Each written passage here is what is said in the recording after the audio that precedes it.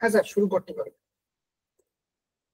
Hello students, সবাইকে স্বাগত জানাই আজকের ক্লাসে। বহু বছরের প্রতীক্ষার পর আজকে সেই দিনটা যেখানে আমরা এসএলএসটি 9, 10 এবং 11, 12 দুটো পরীক্ষা শেষ করে আজকে আমরা মিট করছি। আজকে তোমরা 11, 12 এর পরীক্ষা দিয়েছো এবং পরীক্ষার প্রশ্নপত্র সম্পর্কে সবার মনেই একটা কৌতূহল রয়েছে। তো আজকের ক্লাসে আমরা সেই কৌতূহলটাই নিরসনের চেষ্টা করব। তোমরা ইতিমধ্যে অনেক উত্তর হয়তো আলোচনা করেছো বা দেখেছো, বই ঘেটেছো।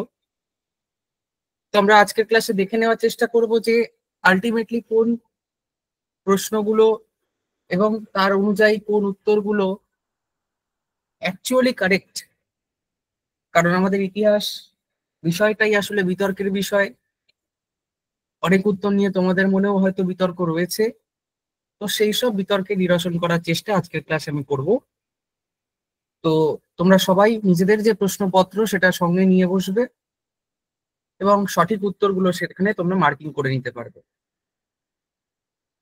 তো আজকের ক্লাসে আমরা যে সিরিজটাকে ফলো করছি সেটা হচ্ছে সিরিজ ডি। তোমরা জানো যে 4টে সিরিজ ABCD কোয়েশ্চেন পেপারে ছিল।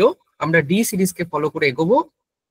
ফলে ডি সিরিজ যাদের ছিল তারা পরপর কোশ্চেন গুলো সিকোয়েন্সুয়ালি পাবে, আর যাদের ছিল না তারা একটু খুঁজে আগে পরে একটু দেখে নিতে হবে।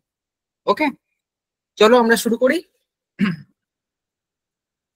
আজকের প্রথম প্রশ্ন, ডি সিরিজের ফার্স্ট প্রশ্ন ছিল, নিম্নলিখিতদের মধ্যে কে সোমপ্রকাশ সংবাদপত্রের সঙ্গে যুক্ত ছিলেন? Somprakash, the first political news paper of India. Class 10 West Bengal বোর্ডের ক্লাস 10 এর যে ইতিহাস বই, তার ফার্স্ট চ্যাপ্টারের একটা গুরুত্বপূর্ণ টপিক এই সোমপ্রকাশ। তো সোমপ্রকাশ সংবাদপত্রের এডিটর ছিলেন দ্বারকানাথ বিদ্যাভূষণ। কিন্তু এখানে অপশন আমরা দ্বারকানাথ বিদ্যাভূষণকে খুঁজে পাচ্ছি না। এখানে কারেক্ট উত্তর যেটা হয়ে যাবে তার সেটা হচ্ছে ঈশ্বরচন্দ্র বিদ্যাসাগর। কারণ দ্বারকানাথ বিদ্যাভূষণের বন্ধু ছিলেন এই ঈশ্বরচন্দ্র বিদ্যাসাগর, যিনি দ্বারকানাথ বিদ্যাভূষণকে প্রাথমিকভাবে বেশ কিছু উপদেশ দিয়েছিলেন যে কি করে একটা নিউজ পেপার ফাংশন করে, কিভাবে সেটাকে রান করাতে হয়। ফলে correct answer will be option B, Ishwarchandra Vidyasagar. তিনি সোমপ্রকাশ সংবাদপত্রের সঙ্গে যুক্ত ছিলেন। নেক্সট প্রশ্ন, 1800 খ্রিস্টাব্দে নেপোলিয়ন কোন অর্থনৈতিক সংস্থা প্রতিষ্ঠা করেন? 1800 খ্রিস্টাব্দে নেপোলিয়ন বোনাপার্ট প্রতিষ্ঠা করেছিলেন। অপশন বি এখানে কারেক্ট হয়ে যাবে, ব্যাংক দ্য ফ্রান্স। এটা ফ্রেঞ্চ যে স্পেলিংটা সেটাই তুলে দিয়েছে। হ্যাঁ, ব্যাংক অফ ফ্রান্স আমরা যদি এর ইংরেজি অনুবাদ করি তাহলে তার মানে হয়ে দাঁড়ায় ব্যাংক অফ ফ্রান্স। 1800 খ্রিস্টাব্দে নেপোলিয়ন বোনাপার্ট তার একটা অর্থনৈতিক সংস্কারের মাধ্যম হিসেবে প্রতিষ্ঠা করেছিল। ফলে এখানে হয়ে যাবে অপশন বি। নেক্সট কোয়েশ্চেন, 1936 খ্রিস্টাব্দে কে ইন্ডিপেন্ডেন্ট লেবার পার্টি প্রতিষ্ঠা করে? তোমরা নিশ্চয়ই যে পরিচিত এই প্রশ্নটার সঙ্গে। 1936 খ্রিস্টাব্দে ইন্ডিপেন্ডেন্ট লেবার পার্টি প্রতিষ্ঠা করেছিলেন কে? B.R. আম্বেদকর। B.R. আম্বেদকর এই ইন্ডিপেন্ডেন্ট লেবার পার্টি ছাড়াও রিপাবলিকান পার্টি বলে আরেকটি পার্টিও কিন্তু প্রতিষ্ঠা করেছিলেন। তোমাদের ইন্টারভিউ কিন্তু এখনো বাকি, ফলে এই যে অ্যাডিশনাল ইনফরমেশন গুলো তোমাদের কিন্তু জেনে যেতে হবে এই টপিক গুলো থেকে।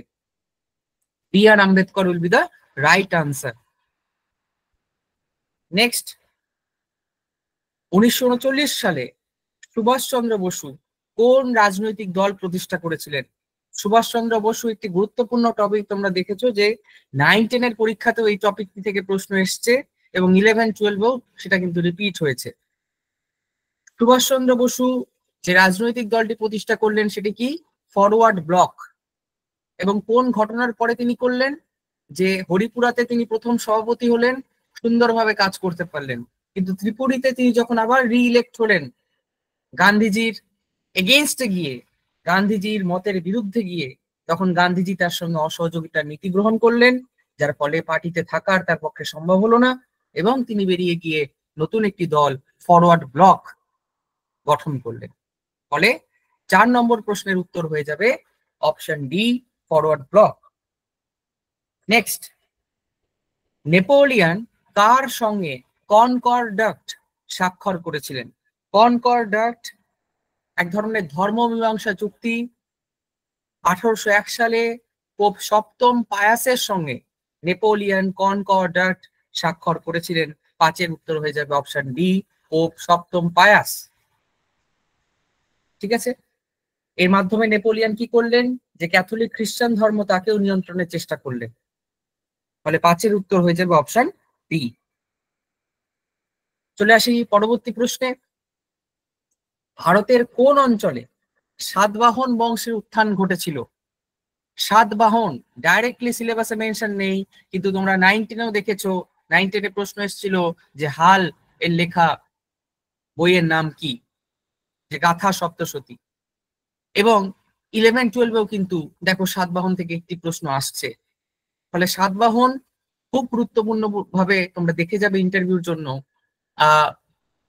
সাতবাহন বংশের অ্যাকচুয়ালি আমাদের যদি উত্থান দেখতে হয়, তোমরা দেখবে যে ডেকান অঞ্চল, যাকে আমরা দাক্ষিণাত্য বলি, এই দাক্ষিণাত্য অঞ্চলের উদ্ভব ঘটেছিল। পারফেক্টলি আনসার যদি দিতে হয়, উত্তর হবে মহারাষ্ট্র, কিন্তু যেহেতু এখানে মহারাষ্ট্র নেই, সেহেতু উত্তর হয়ে যাবে অন্ধ্রপ্রদেশ। তোমরা এখানে যাদের একটু মনে থাকবে যে সাতবাহনদের পুরাণে কি বলা হতো, অন্ধ্রভৃত্য বলা হতো, তারা কিন্তু এই উত্তরটা অনায়াসে করে আসতে পারবে। অন্ধ্রভৃত্য কোন অঞ্চল? অন্ধ্রার রিজিয়ন। ঠিক আছে, ফলে 6-এর উত্তর হয়ে যাবে বি, অন্ধ্রপ্রদেশ।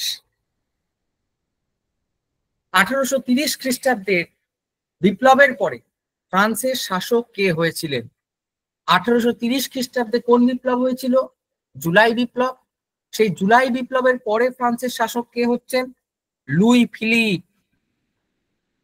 অনেকে কিন্তু এর উত্তর অষ্টাদশ লুই করে আসবে ভুল করে। মাথায় রাখবে, অষ্টাদশ লুই কিন্তু পুনঃপ্রতিষ্ঠিত বুর্বো রাজতন্ত্রের শাসক ছিলেন। অষ্টাদশ লুইয়ের পর দশম চার্লস আসছেন, যে দশম চার্লসের আমলে 1830-এর জুলাই বিপ্লব হয়েছিল। সেই বিপ্লবের পরে ক্ষমতায় বসছেন সিটিজেন কিং লুই ফিলিপ, যিনি 1848 পর্যন্ত 18 বছর শাসন করেছিলেন। Option C will be the right answer. দ্বিতীয় বৌদ্ধ সংগীতি কোথায় হয়েছিল? তোমরা পরীক্ষার আগে থেকেই জানতে যে এই 4টে বৌদ্ধ সংগীতি কিন্তু ভীষণ গুরুত্বপূর্ণ। দ্বিতীয় বৌদ্ধ সংগীতি কোথায় হয়েছিল? আমরা জানি প্রথমটা হয়েছিল রাজগৃহে, দ্বিতীয়টা হয়েছিল বৈশালীতে। ফলে 8-এর উত্তর হয়ে যাবে ডি, বৈশালী। কবে হয়েছিল?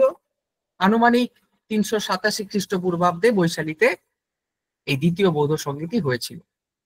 নেক্সট, ভারত ছাড়ো আন্দোলনের পরে কোন মিশন বা কমিশন ভারতে এসেছিল? এই প্রশ্নটাও কিন্তু উত্তর দিতে গিয়ে অনেক ক্যান্ডিডেট ভুল করে ক্রিপস মিশন করে ফেলবে। ক্রিপস মিশন 1942 এটা কোনোভাবেই হবে না, কারণ তোমায় বলেছে ভারত ছাড়ো আন্দোলনের পরে। ভারত ছাড়ো আন্দোলন ইনিশিয়েট হওয়ার পেছনে, তার উত্থান হওয়ার পেছনে একটা গুরুত্বপূর্ণ কারণ ছিল ক্রিপস মিশনের ব্যর্থতা। ক্রিপস মিশন ব্যর্থ হলো, ভারতবাসী আরো হতাশ হয়ে গেল এবং ডাক দিল ইংরেজ ভারত ছাড়ো। তো উত্তর কি হয়ে যাবে? উত্তর হয়ে যাবে মন্ত্রী মিশন বা ক্যাবিনেট মিশন 1946। ফলে 9-এর উত্তর হয়ে যাবে অপশন বি। 10, মাজমা উল বাহরিন এই গ্রন্থটি কার লেখা? মাজমা উল বাহরিনের লেখক হচ্ছেন দারা শিকো। দারা শিকো লিখেছিলেন মাজমা উল বাহরিন। তোমরা জানো যে দারা শিকো পণ্ডিত ব্যক্তি ছিলেন, তিনি উপনিষদেরও অনুবাদ করেছেন এবং আনুমানিক 5টা বই তিনি লিখেছেন। ওকে, তার মধ্যে একটি অন্যতম মাজমা উল বাহরিন। 11 নম্বর প্রশ্ন, খুবই সহজ প্রশ্ন। Nation in making. Nation in making কার লেখা? সুরেন্দ্রনাথ বন্দ্যোপাধ্যায়ের লেখা, Surendranath Banerjee. Option A will be the right answer, nation in making. 12 নম্বর প্রশ্ন দেখো, কোন লেখা থেকে আমরা কলিঙ্গরাজ খারবেল সম্পর্কে জানতে পারি? অপশন এ আইহোল প্রশস্তি, আইহোল প্রশস্তি থেকে আমরা দ্বিতীয় পুলকেশী সম্পর্কে জানতে পারি। নাসিক প্রশস্তি, সাতবাহন বংশের ইতিহাস। হাতিগুম্ফা প্রশস্তি will be the right answer. Hathigumpha থেকে আমরা কলিঙ্গরাজ খারবেল সম্পর্কে জানতে পারি। হাতিগুম্ফা সঠিক উত্তর হয়ে যাবে। Option C will be the right answer. 13 নম্বর প্রশ্ন, কোন রাজার পৃষ্ঠপোষকতায় সাঁচি স্তূপ নির্মিত হয়? সাঁচি স্তূপ সহজ প্রশ্ন, তোমরা উত্তর জানো যে অশোক এই সাঁচি স্তূপ নির্মাণের পেছনে তিনি পৃষ্ঠপোষকতা দান করেছিলেন, সম্রাট অশোক। অপশন সি সঠিক উত্তর হয়ে যাবে। নিম্নলিখিত মুঘল শাসকদের মধ্যে কার নামে ফতেহাবাদে একটি মসজিদ আছে? আকবর, বাবর, হুমায়ুন, জাহাঙ্গীর। প্রচলিত ধারার বাইরের একটা প্রশ্ন, এই প্রশ্নটাই কিন্তু অনেকের মধ্যে ফারাক গড়ে দেবে, কারণ এই প্রশ্নটার উত্তর সবাই সঠিক করতে পারবে না। হরিয়ানার ফতেহাবাদ অঞ্চল, সেই ফতেহাবাদ অঞ্চলে হঠাৎ করে একটি মসজিদ বানিয়েছিলেন একজন মুঘল শাসক। কেন?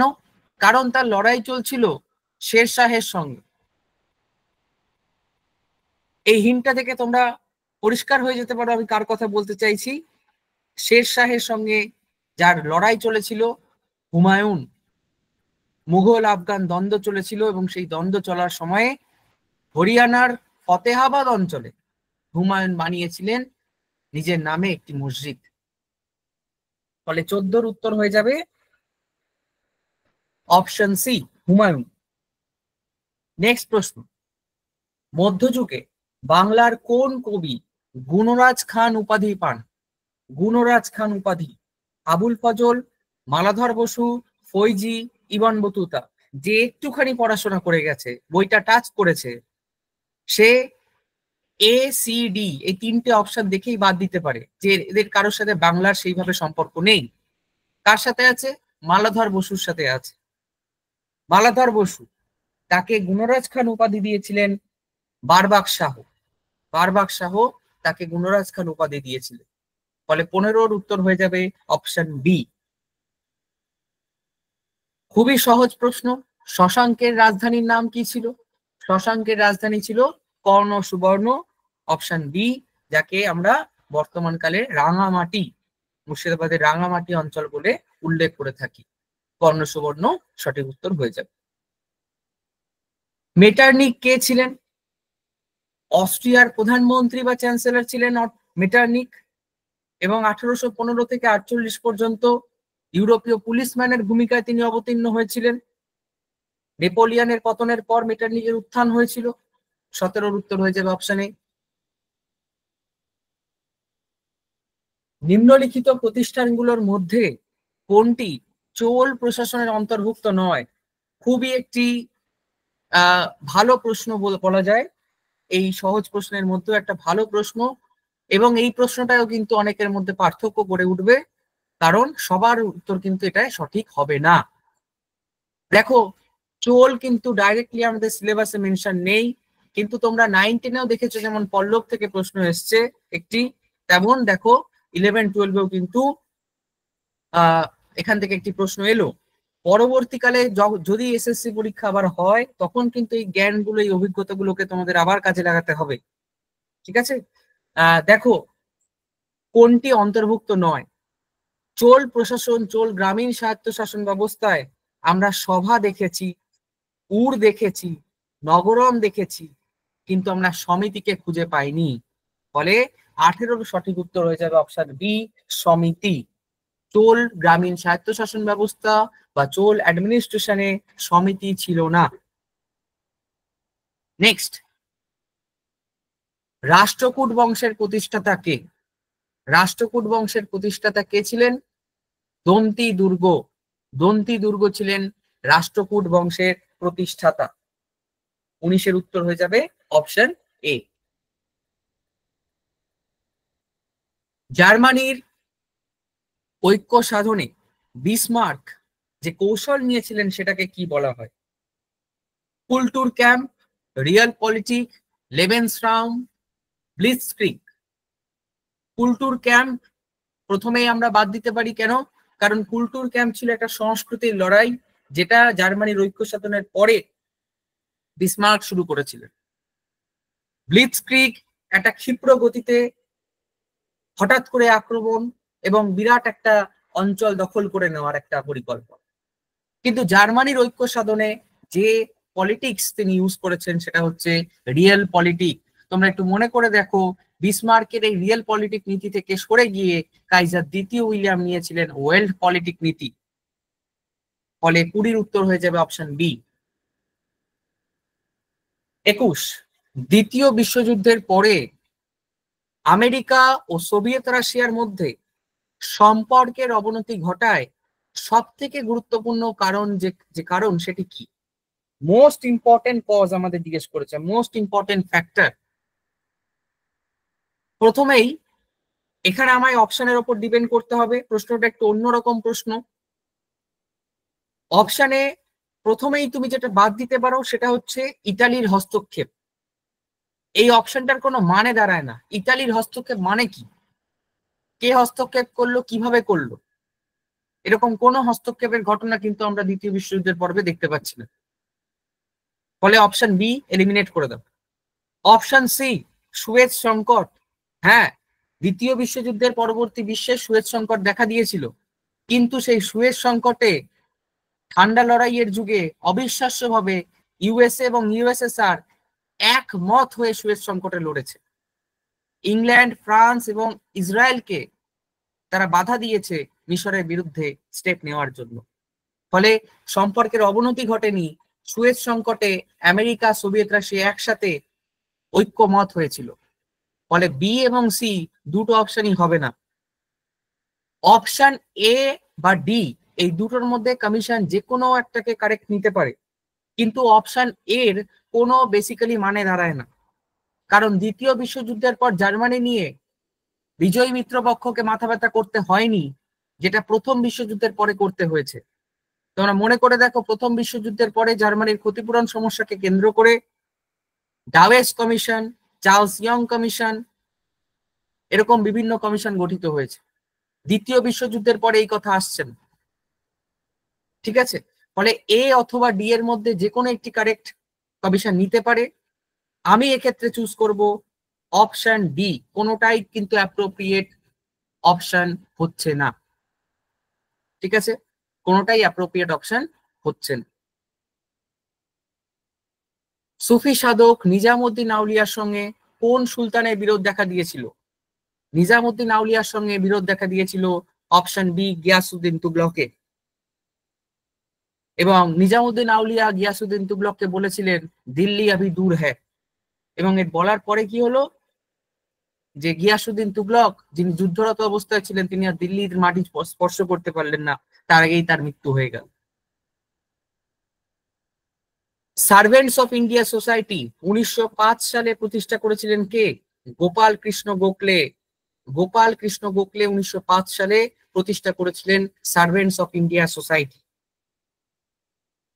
24 নম্বর প্রশ্ন, ফেব্রুয়ারি বিপ্লবের পর ফ্রান্সের শাসক কে হন? 1848 ফেব্রুয়ারি বিপ্লব। সেই ফেব্রুয়ারি বিপ্লবের পরে এখানে অনেকে কিন্তু একটা ডাউটের মধ্যে পড়বে, বি বা ডি এর মধ্যে। তো মাথায় রাখবে, লুই ফিলিপ তিনি জুলাই বিপ্লবে শাসক হচ্ছেন, আর লুই নেপোলিয়ন ফেব্রুয়ারি বিপ্লবে শাসক হচ্ছেন। এই লুই নেপোলিয়নই পরবর্তীতে তৃতীয় নেপোলিয়ন নাম নিয়ে পরিচিত হবেন। ফলে 24-এর উত্তর হয়ে যাবে অপশন ডি। প্যারিসের শান্তি সম্মেলন 1919 কতগুলো দেশ যোগ দিয়েছিল? প্যারিসের শান্তি সম্মেলনে 32টি দেশ যোগদান করেছিল। 25-এর উত্তর হয়ে যাবে অপশন ডি, 32টি দেশ। কোন আইনের দ্বারা সতীদাহ প্রথা অবলুপ্ত হয়েছিল? 1829 খ্রিস্টাব্দে লর্ড উইলিয়াম বেন্টিংকের আমলে আমরা জানি যে সপ্তদশ রেগুলেশন 17 এর মাধ্যমে সতীদাহ প্রথা অবলুপ্ত হয়। 27 নম্বর প্রশ্ন দেখো, হরপ্পা সভ্যতার কেন্দ্রগুলোর মধ্যে কোথায় পোতাশ্রয় ডকইয়ার্ড পাওয়া গিয়েছিল? সোজা প্রশ্ন, ডকইয়ার্ড পাওয়া গিয়েছিল কোথায়? লোথালে। Option C will be the right answer. কোন বছরে স্বামী বিবেকানন্দ তার শিকাগো বক্তৃতা প্রদান করেছিলেন?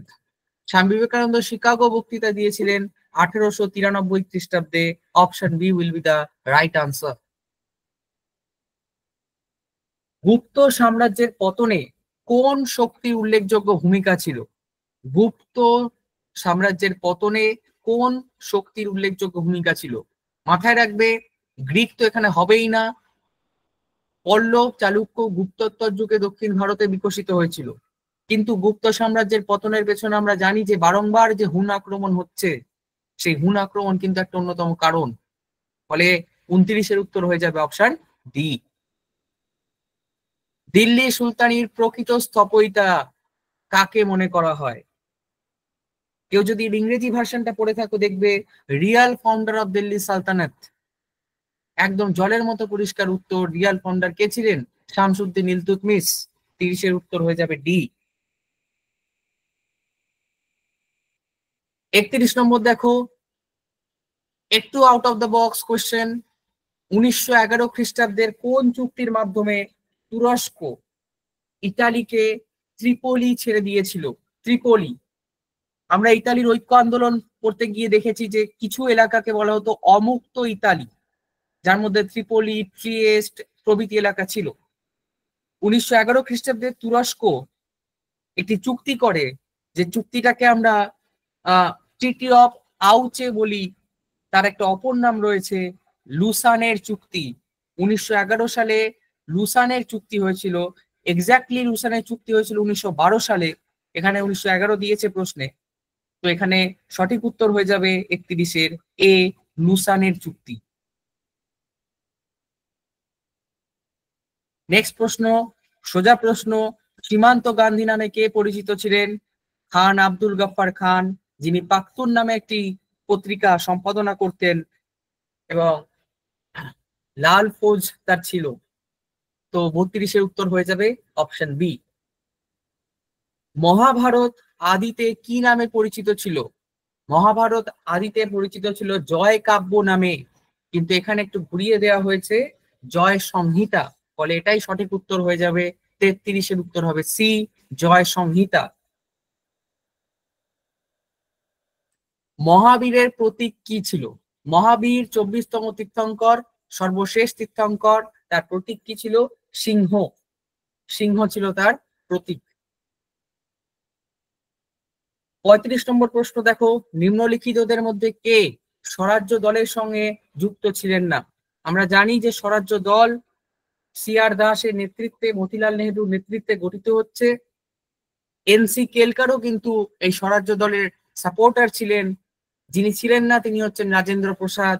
তোমরা জানো যে প্রো চেঞ্জার এবং নো চেঞ্জার এই ডিবেটটা থেকেই স্বরাজ্য দলের আগমন হচ্ছে।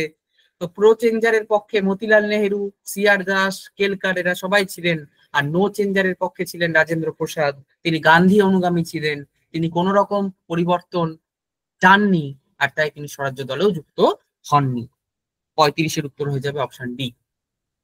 36-এ দেখো, ইলতুৎমিশ শব্দের অর্থ কি? ইলতুৎমিশ শব্দের অর্থ হচ্ছে সাম্রাজ্যের পালনকর্তা। Option B will be the right answer. সাম্রাজ্যের পালনকর্তা হচ্ছে ইলতুৎমিশ।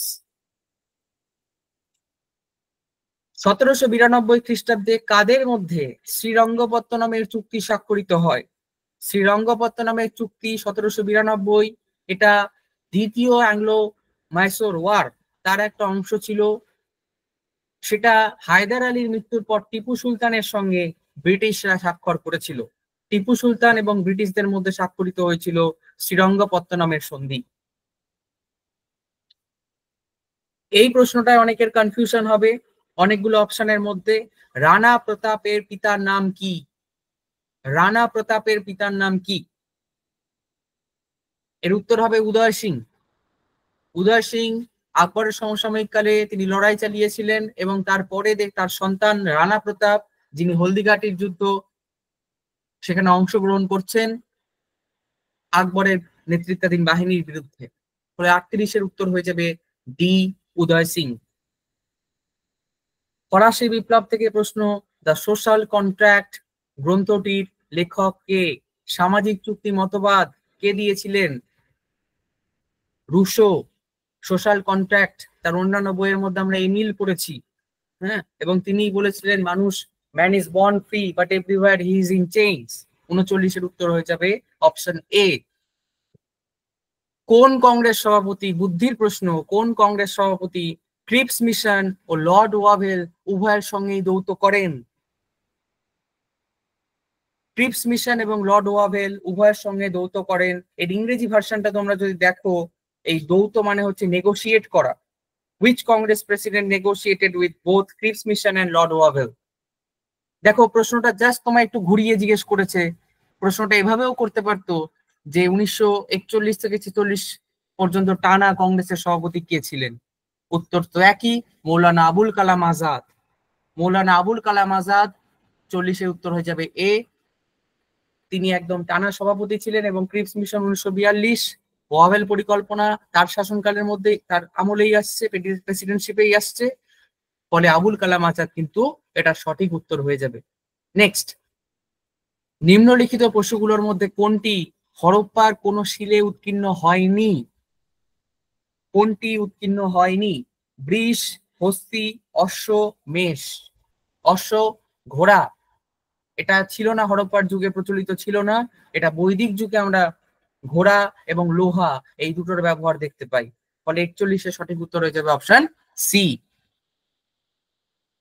দিল্লির কোন সুলতান, রিপিটেড প্রশ্ন, এই প্রশ্নটাই কিন্তু একটু অন্যভাবে এসেছিল 9-10-এ, আবার 11-12-এ এসছে। দিল্লির কোন সুলতান দেবগিরিতে তার রাজধানী স্থানান্তর করেছিলেন? দেবগিরি বা দৌলতাবাদে রাজধানী স্থানান্তরিত করেছিলেন কে? Mohammad bin Tughlaq. Mohammedan Anglo Oriental College sir Syed Ahmed Khan প্রতিষ্ঠা করেছিলেন কত সালে? 1875 সালে, 1875। 43-এর উত্তর হয়ে যাবে অপশন ডি, 1875। কোন উপন্যাস থেকে, খুব ভালো প্রশ্ন, অনুশীলন সমিতির নাম নেওয়া হয়েছিল? যে উপন্যাস থেকে নেওয়া হয়েছিল সেই উপন্যাসেই আমরা বন্দে মাতারাম গানকে খুঁজে পাই, সেই উপন্যাসেই আমরা সন্তান দলকে খুঁজে পাই, আনন্দমঠ, বঙ্কিমচন্দ্র চট্টোপাধ্যায়ের লেখা আনন্দমঠ। এই আনন্দমঠে সন্তান দল অনুশীলন সমিতি নামক এটি সংগঠন গঠন করেছিল। সেই নাম থেকে কিন্তু এই বিপ্লবী সংগঠনের নাম হয় অনুশীলন সমিতি, যেটা 1902-এ প্রতিষ্ঠিত হচ্ছে। 44-এ উত্তর হয়ে যাবে অপশন ডি। খানুয়ার যুদ্ধ কবে হয়েছিল? 1526-এ আমরা জানি প্রথম পানিপথের যুদ্ধ, এবং 1527 সালে খানুয়ার যুদ্ধ। খানুয়ার যুদ্ধকে প্রথম পানিপথের যুদ্ধের থেকেও কিন্তু বেশি গুরুত্বপূর্ণ বলে মনে করা হয়েছিল। রানা সঙ্গকে পরাজিত করেছিল বাবর 1527, এবং এই খানুয়ার যুদ্ধকে তিনি ধর্মযুদ্ধ বলে উল্লেখ করেছিলেন, এবং যুদ্ধ জয়ের পর তিনি গাজী উপাধি নিয়েছিলেন। হরপ্পা সভ্যতার বিশাল স্নানাগারটি কোথায় অবস্থিত? মহেঞ্জোদারোতে অবস্থিত হরপ্পা সভ্যতার বিশাল স্নানাগারটি। Option B will be the right answer. নিম্নলিখিত তারিখগুলোর মধ্যে কবে বঙ্গভঙ্গের প্রতিক্রিয়ায় অরন্ধন পালন করা হয়েছিল? একটু ঘুরিয়ে জাস্ট দিয়েছে, সোজাভাবে জিজ্ঞেস করতেই পারতো যে বঙ্গভঙ্গ কবে কার্যকর হয়েছিল। যে দিনটায় কার্যকর হয়েছিল রামেন্দ্র সুন্দর ত্রিবেদী বললেন সেই দিনটায় বাংলার মা বোনেরা, বাংলার ভাইয়েরা আপনারা অরন্ধন পালন করুন, বাড়িতে কোনো রান্না হবে না, আমরা এইভাবেই প্রোটেস্ট দেখাবো, আমরা উপবাস পালন করব। এবং সেই দিনটা কবে? 16ই অক্টোবর 1905। 47-এর উত্তর হয়ে যাবে অপশন সি, যেদিন বঙ্গভঙ্গ কার্যকর হলো। রবীন্দ্রনাথ বলল রাখি বন্ধন করুন, আর রামেন্দ্র সুন্দর ত্রিবেদী বললেন অরন্ধন করুন। 47-এর উত্তর হয়ে যাবে সি। অরঙ্গজেব দাক্ষিণাত্যের কোন শিয়া রাজ্য অধিকার করেছিলেন? দুটো শিয়া রাজ্য অরঙ্গজেব ক্যাপচার করলো, একটা হচ্ছে গোলকুন্ডা আর একটা হচ্ছে বিজাপুর। 48-এর উত্তর হয়ে যাবে সি, বিজাপুর তিনি অধিকার করেছিলেন 1686 সালে। বিজাপুর ঔরঙ্গজেব অধিকার করেন। বাহমনি রাজধানী কোথায় ছিল এবং পরবর্তীকালে তা কোথায় স্থানান্তরিত হয়? অর্থাৎ বাহমনি সাম্রাজ্যের প্রথম রাজধানী কোথায় ছিল জিজ্ঞেস করেছে। তুমি যদি এটার উত্তর ঠিকঠাক মেলাতে পারো তাহলে পরেরটা তোমার দেখার দরকার নেই। বাহমনি সাম্রাজ্যের প্রথম রাজধানী ছিল গুলবর্গায়, পরবর্তীকালে সেটা স্থানান্তরিত হয় বিদরে। Option A will be the right answer. 49 এর উত্তর হবে অপশন এ। 50 দেখো, 1757 সালে সিরাজউদ্দৌলা কোন ব্রিটিশ বাণিজ্য কুঠি আক্রমণ করেছিলেন? 1757 সালে সিরাজউদ্দৌলা কোন ব্রিটিশ বাণিজ্য কুঠি আক্রমণ করেছিলেন? এই প্রশ্নটাকে ঘিরে তোমাদের মনে বিতর্ক রয়েছে এবং সেই বিতর্কের কারণও কমিশনই করে দিয়েছে 1757 এই ডেটটা মেনশন করে দিয়ে। কিন্তু তোমায় জিজ্ঞেস করেছে বাণিজ্য কুঠি, এর ইংরেজি যদি তুমি টার্মিনোলজিটা দেখো, তোমায় কিন্তু ফোর্ট বা দুর্গ জিজ্ঞেস করেনি। ইংরেজি ভার্সনটা তোমরা যদি দেখো দেখবে, which British factory did Siraj-ud-Daulah attack in 1757? British factory, Kolkata British factory ছিল না, কাশিম বাজার ব্রিটিশ ফ্যাক্টরি ছিল। ফলে সঠিক উত্তর হয়ে যাবে কাশিম বাজার, যতই 1757 দেওয়া থাক। ঠিক আছে, নেক্সট। কোন বছর সারা Bharat Muslim League, all India Muslim League কবে প্রতিষ্ঠা হয়? 1906 খ্রিস্টাব্দে অল ইন্ডিয়া মুসলিম লীগ প্রতিষ্ঠা হয়। আগা খাঁকে যার সভাপতি বা প্রেসিডেন্ট করে দেওয়া হচ্ছে। কোন বছর আকবর প্রথমবার জিজিয়া কর বিলোপ করেন? প্রথমবার জিজিয়া কর 1564। 63-তে তোমরা জানো যে তিনি তীর্থকর তুলে দিচ্ছেন, 64-তে তিনি জিজিয়া কর তুলে দিচ্ছেন। এটা আবার 1575-এ রিইম্পোজ করা হচ্ছে। এই বিবর্তন তোমরা জানো। 52-র উত্তর হয়ে যাবে সরাসরি অপশন এ, 1564। নিম্নলিখিতদের মধ্যে কে লক্ষণ সেনের সমসাময়িক ছিলেন না? লক্ষণ সেন তিনিও কিন্তু সাহিত্য সংস্কৃতির পৃষ্ঠপোষক ছিলেন। তার দরবারে আমরা ধৈকে দেখেছি, জয়দেবকে দেখেছি, হলায়ত মিশ্রকে দেখেছি, কিন্তু কৃত্তিবাস ওঝা, যিনি কৃত্তিবাসী রামায়ণের জন্য বিখ্যাত, সেই কৃত্তিবাসী রামায়ণের রচয়িতা কৃত্তিবাস ওঝা লক্ষণ সেনের সমসাময়িক নন, তার অনেক পরবর্তী। ফলে এখানে সঠিক উত্তর হয়ে যাবে অপশন ডি, কৃত্তিবাস ওঝা।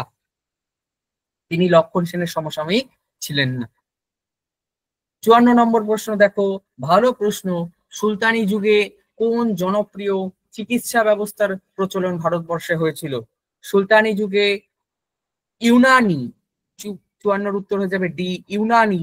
এই ইউনানিটা কিন্তু আরব দেশ থেকে আমাদের দেশে প্রচলিত হচ্ছে। তোমরা এখনো দেখবে সরকারের একটি ডিপার্টমেন্ট রয়েছে, মিনিস্ট্রি অফ আয়ুষ। সেই মিনিস্ট্রি অফ আয়ুষে A for Ayurveda, Y for Unani. Okay, তো এরকম বেশ কিছু ফোক চিকিৎসা পদ্ধতির কথা সরকার আজও প্রচার করছে। তার মধ্যে একটা ইউনানি, যেটা কিন্তু আমাদের দেশের বাইরে থেকে সুলতানি পিরিয়ডে ভারতবর্ষে এসেছিল। 54-র উত্তর হয়ে যাবে ডি। নিম্নলিখিতদের মধ্যে কে আর্যদের আদি বাসস্থান বিষয় লিখেছিলেন? আর্যদের আদি বাসস্থান বিষয়ে কে লিখেছিলেন? বাল গঙ্গাধর তিলক। ঠিক আছে, আর্যদের আদি বাসস্থান বিষয়ে লিখেছিলেন। তার একটা বই রয়েছে, আর্কটিক হোম অফ বেদাস। তিনি মনে করতেন যে আর্কটিক রিজিয়ন ছিল তাদের আদি বসতি। বাল গঙ্গাধর তিলক এখানে সঠিক উত্তর হয়ে যাবে। 56 নম্বর প্রশ্ন দেখো, ভালো প্রশ্ন। নিম্নলিখিত আজাদ হিন্দ ফৌজের আধিকারিকদের মধ্যে কে আজাদ হিন্দ ফৌজের লাল কেল্লার বিচারের সম্মুখীন হননি? লাল কেল্লার বিচারের সম্মুখীন হয়েছিলেন কারা? শানওয়াজ খান হয়েছিলেন, প্রেম কুমার সাইগাল হয়েছিলেন, গুরুদয়াল সিং হয়েছিলেন, কিন্তু ক্যাপ্টেন মোহন সিং হননি। ক্যাপ্টেন মোহন সিং। 56-র উত্তর হয়ে যাবে সি। ঠিক আছে, 56-র উত্তর হয়ে যাবে সি। গ্যাস্টিনের চুক্তি কবে স্বাক্ষরিত হয়? দুটো অপশনের মধ্যে তোমাদের কনফিউশন সৃষ্টি হবে, 1864 এবং 1865। মাথায় রাখবে 1864 সালে ডেনমার্ক স্লেজউইক এবং হলস্টাইন এই দুটো প্রদেশ হ্যান্ড ওভার করেছিল। ডেনমার্ক দিয়ে দিয়েছিল যে আমি যুদ্ধ চাই না, নিয়ে নাও। নবম খ্রিস্টান তিনি রাজা ছিলেন তখন।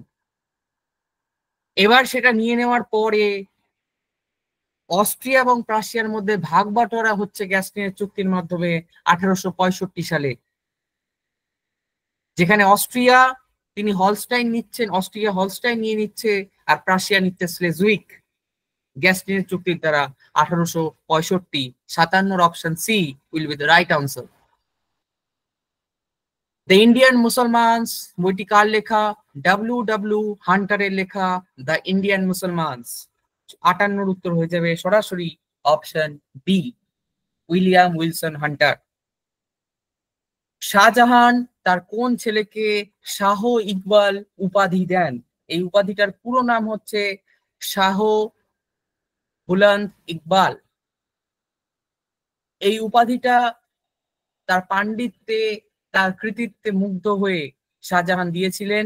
যার কৃতিত্বে মুগ্ধ হয়েছিলেন তিনি কে? দারা শিকো। তার সন্তানদের মধ্যে সব থেকে অগ্রগণ্য, সব থেকে আহ যোগ্য সেই দারা শিকোকে শাহ বুলন্দ ইকবাল এই উপাধি দিয়েছিলেন শাহজাহান। আজকে শেষ প্রশ্ন, বিজয়নগরে কৃষ্ণদেব রায় কোন বংশের রাজা ছিলেন?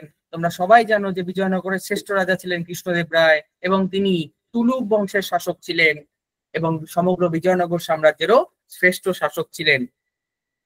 ফলে কৃষ্ণদেব রায় এর উত্তর হয়ে যাবে option B. Okay, thank you all. এবার তোমাদের কিছু জিজ্ঞাসা থাকলে বা বলার থাকলে তোমরা বলতে পারো। আমরা 60টি প্রশ্নের উত্তর দেখে নিলাম, আশা করি তোমরা নিজেদের স্কোরও কাউন্ট করেছো। এবার কারো কিছু বলার থাকলে বলতে পারো। আচ্ছা, তোমাদের অডিও অফ আছে, আমি করে দিচ্ছি।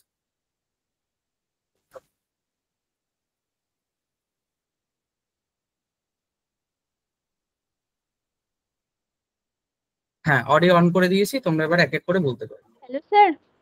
হ্যাঁ বলো। স্যার বলছি যে আমি একটু দেরিতে জয়েন হয়েছি, একটু সিরিজ এর অ্যান্সার কিটা একটু আমাকে দেবেন? বিএসসিসিআই থেকে তোমাদের আলাদাভাবে উত্তর করে সম্ভবত দিয়ে দেওয়া হবে। তোমরা একটু ম্যাডামের সঙ্গে যোগাযোগ করবে, দিয়ে দেওয়া হবে প্রত্যেকটা হ্যালো সিরিজে। স্যার। হ্যাঁ বলো। স্যার বলছি কি, আপনি যে রেকর্ডিংটা করলেন স্যার, এটা কি স্যার পরে আমরা দেখতে পারবো? অ্যাকচুয়ালি স্যার একটু পরে জয়েন করেছি তো তাই। হ্যাঁ, মানে তোমরা আমি ম্যাডামের সাথে একটু যোগাযোগ করবে, পেয়ে যাবে। আর এটা ইউটিউবে যাচ্ছে, ঠিক আছে? তোমরা বিএসএসসি আর ইউটিউব চ্যানেল তোমরা ফলো করতে পারো, সেখানে তোমরা দেখবে এই ভিডিওটা লাইভ সম্ভবত গিয়েছে, তোমরা ওখানে পেয়ে যাবে। আচ্ছা আচ্ছা। আর স্যার 55 রয়েছে স্যার। আচ্ছা, কাট অফ নিয়ে এখনো বলার একটা অবকাশ আসেনি, কারণ বলছি স্যার আর একটা কথা অনেক অনেক বলছি। অনেক অনেক বিষয় রয়েছে এর মধ্যে। কতগুলো সিট রয়েছে, কতজন পুরনো পরীক্ষার্থী পাবেন, ফলে অনেক রকম বিষয়ের মধ্যে রয়েছে। তবে যারা নিশ্চিতভাবে 55 এর ওপরে রয়েছে তারা তো একটা ভালো পজিশনে রয়েছে সামগ্রিক লড়াইয়ের ক্ষেত্রে। এবার দেখার বিষয় কি হয়, ফলে তার জন্য হ্যাঁ অপেক্ষা স্যার, করতে হবে বলছি এবং যে যতক্ষণ না Mohammedan professional master Anglo degree. Oriental কলেজটা কোন বছর বললেন উত্তরটা? 1875। 1875। 1875। আচ্ছা ঠিক স্যার আছে। স্যার 55 কি মানে ধরা যায় না, মানে নেগেটিভ ধরতে হবে? দেখো, আলটিমেট আলটিমেট কাট অফ পরীক্ষা নিয়ামক সংস্থা ছাড়া কারোর পক্ষে এভাবে বলার জায়গা নেই। আর এই পরীক্ষাটা কিন্তু একটু অন্যরকম পরীক্ষা হচ্ছে, যেখানে দেখছো তোমরা যে বহু ক্যান্ডিডেট তারা 10 নম্বর এক্সপিরিয়েন্স গেইন করে শুরু করছে, ঠিক আছে? ফলে যারা 55 এর উপরে রয়েছে তারা তো একটা ভালো পজিশনে অলরেডি রয়েছে, ঠিক আছে? কিন্তু আলটিমেটলি আমাদের অপেক্ষা করতে হবে। স্যার 9 আমি এখানে 10 একটা স্কোর বলে দিলাম, তাহলে তো লাভ হবে না কিছু। স্যার 9 10 59 স্যার স্কোর, আর আর ফার্স্ট ক্লাস নেই স্যার, তাহলে কি স্যার ওখানে সম্ভাবনা কেমন স্যার? 59 যদি হয়ে থাকে তোমার রিটেনে 59, হ্যাঁ স্যার, কিন্তু স্যার ফার্স্ট ক্লাস নেই। তাহলে তাহলে তাহলে অসুবিধা নেই, তোমার 2 নম্বর কম পাবে, তুমি ফার্স্ট ক্লাস থেকে তুমি 2 নম্বর কম পাবে, তো সেখানে তোমার অ্যাডজাস্ট হয়ে যাবে, ওখানে স্যার ঠিক আছে? সম্ভাবনা মানে ধরাই যায় স্যার? হুম হুম হুম, ওখানে আছে। আচ্ছা, থ্যাংক ইউ স্যার।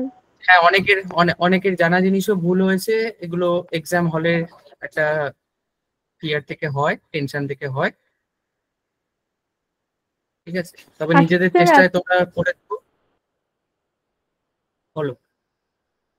আসলে স্যার আজকে মডার্নের যে মানে কয়েকটা প্রশ্ন ছিল স্যার, ও একটু ভাবার মানে একটু যদি স্যার একটু সময় নিয়ে ভাবতাম তাহলে এই ভুলটা হতো স্যার। আসলে এর দিকে স্যার একটু একটু যে ভাববো সেই সেই সময়টাও ছিল না। তো মেনলি এটাই আর কি স্যার। 9-10 থেকে 11-12 এর প্রশ্নের স্ট্যান্ডার্ড তুলনামূলকভাবে ভালো হয়েছে।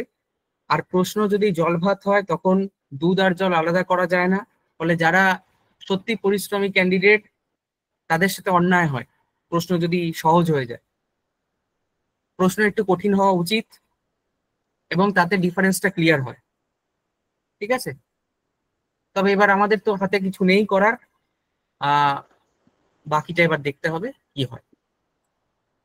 স্যার স্যার আরেকটা রিকোয়েস্ট স্যার, ইন্টারভিউর জন্য স্যার ক্লাসের কিছু ব্যবস্থা করবেন কাইন্ডলি স্যার। এটা তোমরা একটু ম্যাডামের কাছে একটু ইন্টিমেশন দেবে, তাহলে ম্যাডাম সেটা আমাদের অমিত স্যারকে বলতে পারবেন। ঠিক আছে, ইন্টারভিউয়ের আমাদের ক্লাস শুরু হবে খুব শীঘ্রই। ঠিক আছে, সমস্ত আয়োজন হয়ে গেছে, আমরা খুব তাড়াতাড়ি জানাবো ইন্টারভিউয়ের ক্লাস কবে থেকে শুরু হচ্ছে। ওকে ওকে ওকে ম্যাম, থ্যাংক ইউ। আর আর কারো কিছু জিজ্ঞাসা আছে? ম্যাম স্যার বলছিলাম ওই রাশিয়া আর আমেরিকার যে কোশ্চেনটা আছে লড়াইয়ের, স্যার ওইটা তো কোনোটাই না অ্যান্সার করে এসেছি। ওটার কি কোনো চান্স আছে স্যার ওই উত্তরটা হওয়ার? হ্যাঁ, আমার মতে কোনোটাই নয়। ঠিক আছে, কারণ প্রথম বিশ্বযুদ্ধের পর তোমরা নিজেরা একটু ভেবে দেখো, প্রথম বিশ্বযুদ্ধের পর কিন্তু জার্মানিকে নিয়ে বিভিন্ন প্রবলেম হয়েছিল, সেটা নিয়ে আলোচনা চলেছিল। ক্ষতিপূরণ কত দিতে হবে, আহ ক্ষতিপূরণ কমানো হচ্ছে বাড়ানো হচ্ছে ডাভেস প্ল্যানে। দ্বিতীয় বিশ্বযুদ্ধের পর জার্মানিকে নিয়ে প্রবলেমের জায়গাটা কোথায় সেভাবে রয়েছে। হুম, ফলে আহ একটা অপশনও কিন্তু ওই প্রশ্নটা আমার সুইটেবল লাগেনি। হ্যাঁ এবার স্যার আমিও কমিশনের উপর কমিশন যেটা নেবে। নেটে যেটা দেখছি ওটা তো বেশিরভাগ ওদের মেন সমস্যা ছিল মতাদর্শগত ভাবে, হুম মানে হ্যাঁ ওই সমস্যাটা এখানে দেয়া নেই। হুম ওটাই। ঠান্ডা লড়াইয়ের মূল লক্ষ্যই তো ছিল যে পৃথিবীতে কার প্রাধান্য প্রতিষ্ঠা হবে। কারণ জাপানের ওপর অলরেডি সে বোমা বিস্ফোরণ করে নিজেকে সুপার পাওয়ার হিসেবে প্রতিষ্ঠা করতে চাইছে আমেরিকা। দ্বিতীয় বিশ্বযুদ্ধ যখন শেষ হচ্ছে তখন সে জাপানের ওপর বোম ফেলছে, তার তো কোনো দরকার ছিল না। সে কেন করেছিল? যে আমি বিশ্বকে দেখাবো যে আমার পাওয়ার কতটা।